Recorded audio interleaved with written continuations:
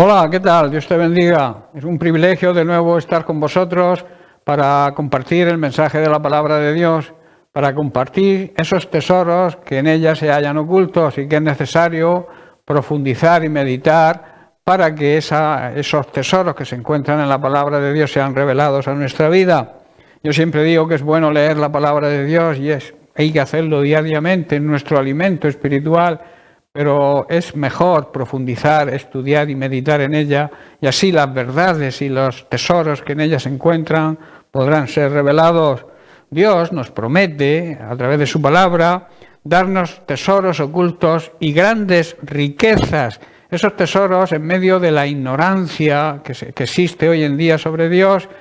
La palabra de Dios nos revela su existencia y nos transmite esa paz y esa seguridad de saber que existe un Dios que nos ha creado, que nos ama y que cuida de nosotros.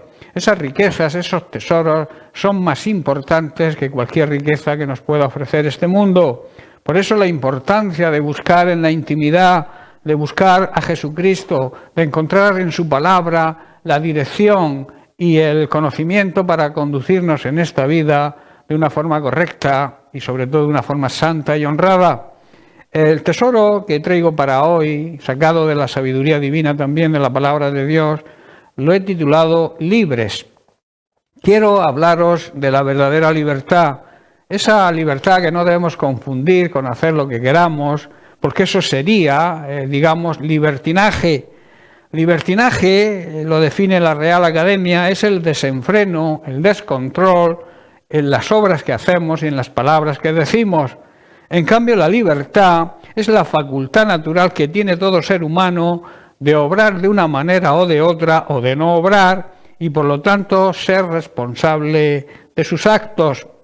En Juan capítulo 8, versículos 31 y 32, Jesús les dijo a los que supuestamente habían creído en él, les dijo lo siguiente, y también es de aplicación hoy para nosotros. Dice, vosotros sois verdaderamente mis discípulos si se mantienen fieles a mis palabras, a mis enseñanzas. O sea, si hacéis lo que yo os digo, dice otra traducción. Y el versículo 32, la clave de este mensaje, dice, y conocerán la verdad, y la verdad os hará libres.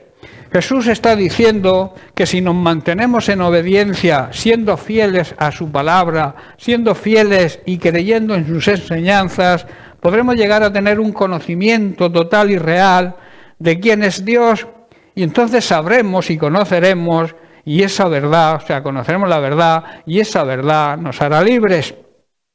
En Juan capítulo 14, versículo 6, Jesús le contestó al incrédulo Tomás, dice así, yo soy, le dijo, el camino, la verdad y la vida, y nadie puede ir al Padre si no es por medio de mí. Ninguna mentira, hermanos, ninguna falsa doctrina, ninguna falsa religión nos va a hacer libres y nos va a conducir al cielo, al Padre. Solamente la verdad auténtica, la palabra de Dios, la doctrina, el Evangelio de Jesucristo, nos conducirá a la presencia de Dios. Jesús, que es la verdad personificada, es el salvoconducto que nos lleva a la presencia de Dios. Ahora en nuestra vida terrenal, cuando oramos, cuando le buscamos en intimidad y después en la vida eterna. Tomás tenía la verdad frente a él y no la supo apreciar. En Juan capítulo 18, versículos 37 y 38, vemos otro ejemplo. Le dijo entonces Pilato, ¿luego tú eres rey? Respondió Jesús, tú dices que yo soy rey. Yo para esto he nacido y para esto he venido al mundo, para dar testimonio de la verdad. Todo aquel que es de la verdad, oye mi voz, me presta atención. Y el versículo 38 le dijo Pilato, ¿qué es la verdad? Y cuando hubo dicho esto, salió otra vez a los judíos y les dijo, yo no hallo en él ningún delito. Pilato no esperó a que Jesús le respondiera. Como se suele decir, cambió de tema. Por eso vemos que ni Tomás ni Pilatos, que tenían la verdad delante de sus propios ojos, no supieron verla ni apreciarla. Hoy en día, hermanos, ocurre lo mismo con muchas personas y también con muchos llamados cristianos. Se les presenta la verdad del Evangelio de Jesucristo y no quieren ver. miran para otro lado, rechazan la verdad que les puede hacer libres de toda esclavitud y que puedes darles la salvación. ¿De qué nos hace libres Jesús? ¿De qué nos hace libres la palabra de Dios? Haré un pequeño resumen de cada una de las cosas que la verdad que Jesucristo produce en nosotros. Cada una de ellas merecería, digamos, un programa completo, pero voy a tratar de resumirlo. En primer lugar, la palabra de Dios, la verdad, Jesucristo, nos da la libertad sobre el pecado. Cristo quebró, rompió las cadenas de la esclavitud del pecado.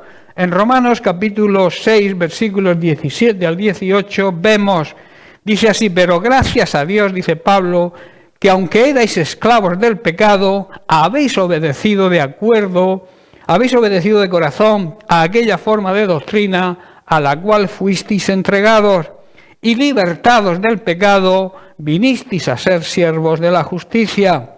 Hermanos, antes de conocer al Señor, todos nosotros éramos esclavos del pecado, o sea, vivíamos en pecado, pero gracias a Dios que nos dio la oportunidad de arrepentirnos y ahora le obedecemos de todo corazón, obedecemos las enseñanzas que encontramos en su palabra, en la palabra de Dios.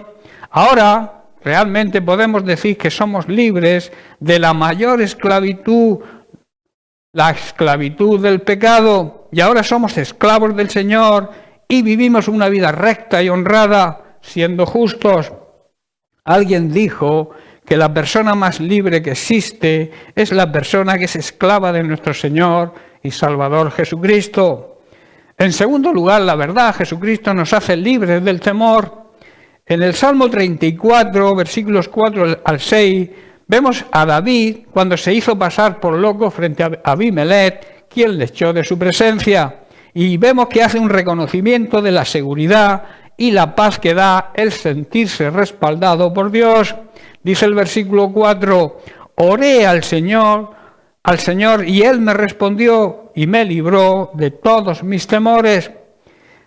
Los que buscan su ayuda estarán radiantes de alegría, o sea, estarán gozosos. Ninguna sombra de vergüenza les oscurecerá el rostro. En mi desesperación, dice David, oré al Señor y el Señor me escuchó y me salvó de todas mis dificultades. Hermanos, el estar cerca y en continua comunión con el Señor hará que nuestros temores desaparezcan. En tercer lugar, somos libres de toda enfermedad y de toda dolencia. En el capítulo 4, versículo 18 de Lucas, Jesús, leyendo en la sinagoga el libro del profeta Isaías, dijo: el Espíritu del Señor está sobre mí, por cuanto me ha ungido para dar buenas nuevas a los pobres, me ha enviado a sanar a los quebrantados de corazón, a pregonar libertad a los cautivos y vista a los ciegos, y a poner en libertad a los oprimidos.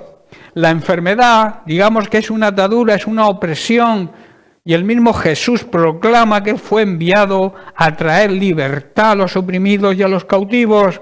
En Mateo 4, 23 al 24 vemos lo siguiente. Dice que Jesús viajó por toda la región de Galilea, enseñando en las sinagogas, anunciando la buena noticia del reino y sanando a la gente de toda clase de enfermedades.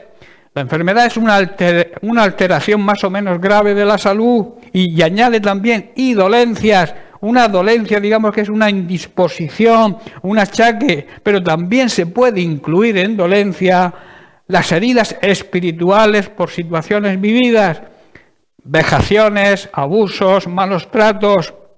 Versículo 24, las noticias acerca de él corrieron y llegaron tan lejos como Siria, y pronto la gente comenzó a llevarle a todo el que estuviera enfermo, y él los sanaba a todos, cualquiera que fuera la enfermedad o el dolor que tuviera, o si estaban poseídos por demonios, o eran epilépticos o paralíticos.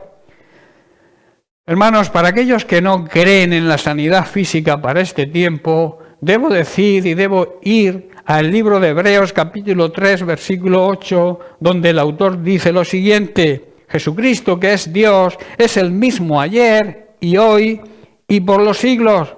Los milagros, las sanidades que hacía ayer, las sigue haciendo hoy y las seguirá haciendo siempre, porque Dios es inmutable y no cambia de modo de pensar ni de actuar. Sobre este punto hay que matizar que Dios también es soberano, o sea, tiene autoridad y poder de decisión, y que Él no está obligado por ninguna presión humana. Él decide en su soberanía. La Biblia enseña que debemos acercarnos a Él con todo ruego y súplica, o sea, con humildad. No podemos arrinconar a Dios dándole órdenes, y mucho menos cuando vivimos de espaldas a Él y solo nos acordamos de Él cuando tenemos problemas.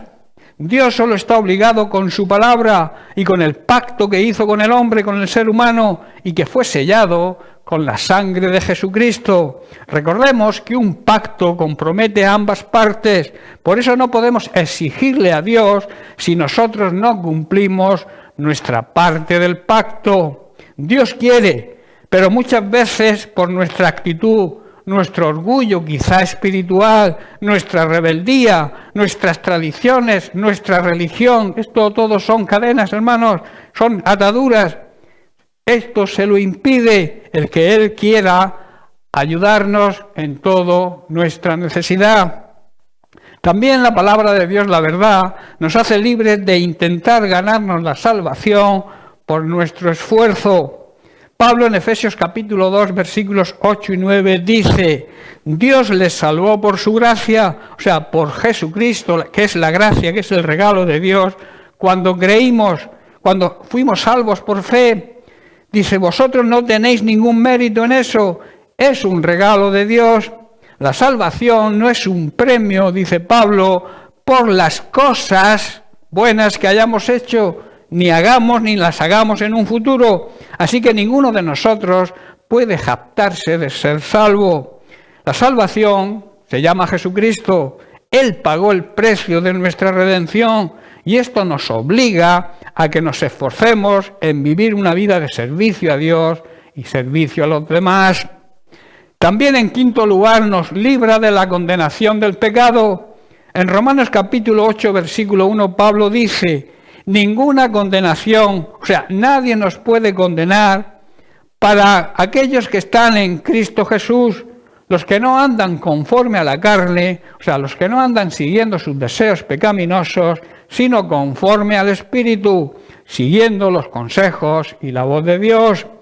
Hermanos, si andamos en el Espíritu, nadie podrá acusarnos y mucho menos condenarnos. No hay condenación para aquellos que le pertenecen a Cristo Jesús y que Él ganó con su muerte y con su resurrección. Libertad también para acercarnos a la presencia de Dios.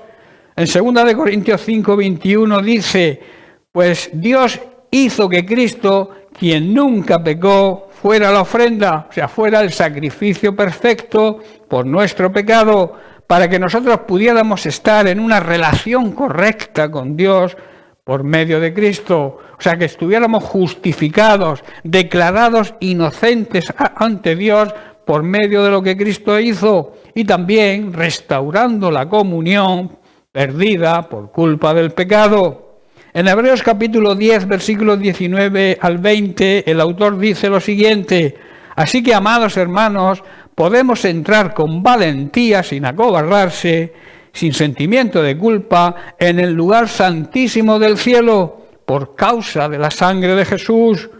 Por su muerte Jesús abrió un nuevo camino, un camino que da vida a través de la cortina. Esa cortina, ese velo, representa el cuerpo partido de Cristo. Por eso dice que cuando Cristo murió, el velo del templo se rasgó de arriba abajo, dándonos acceso directo.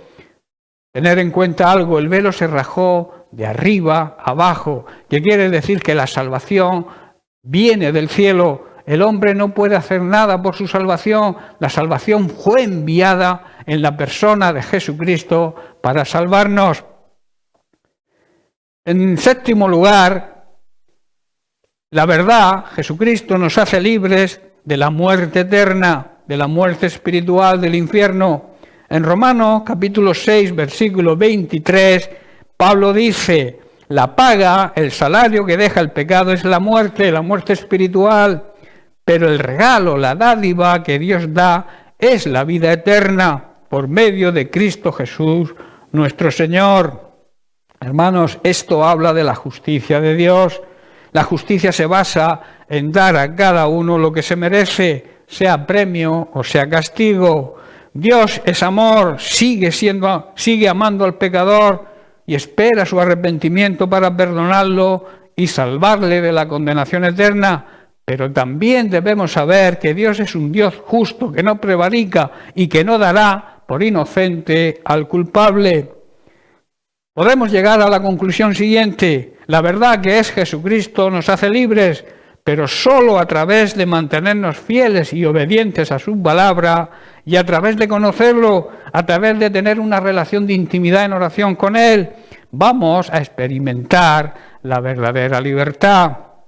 Bien, pues hasta aquí el mensaje que os traía para hoy, ese tesoro sacado de la palabra de Dios, de la sabiduría divina. Jesucristo, como siempre digo, es la sabiduría misma personificada. Recuerda, y a modo de resumen, quiero decirte lo siguiente: Jesucristo, que es la verdad, nos hace libres, primero de la esclavitud del pecado, libres de todo miedo y de todo temor, libres de la atadura de la enfermedad y las dolencias, libres de la carga que supone tener que ganarnos la salvación con nuestro esfuerzo, libres de la condenación eterna que es la consecuencia del pecado, libres para acercarnos a la presencia de Dios con valentía y, en definitiva y sobre todo, libres de la muerte eterna, libres de la condenación del infierno. Bien, pues me sentiría muy feliz si esta palabra haya podido llegar a tu corazón y que haya sido revelada de una forma profunda y rotunda en él. Yo me despido con un fuerte abrazo, deseándote lo mejor para este día. Que Dios te bendiga y te espero el próximo programa.